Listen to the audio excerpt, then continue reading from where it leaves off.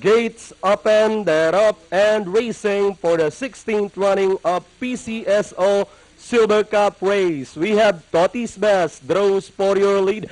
Go Army Saudi outside, then running on the further outside is right here right now. Yes, Pogi on its unfamiliar look near at the leader's camp as they pass the judge stand for the first time. We have Totis Best in command, running by the rail is yes, Pogi. Shining Armor now racing in third by the rail. Darleb running in between runners. Go Army Saudi outside. While right here, right now is the early trailer by about 6 or 7 lengths up the leader.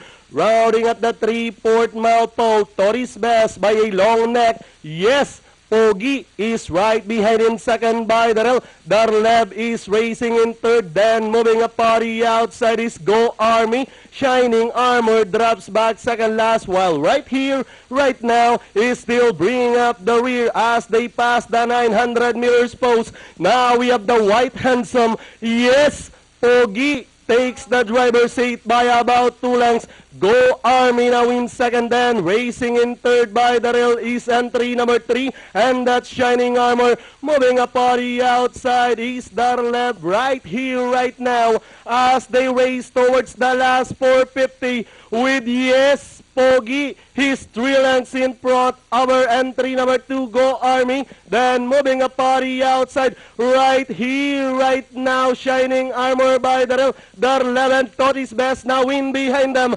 with 200 meters away from the wire. It's yes, Pogi by about 6 lengths over right here, right now in second.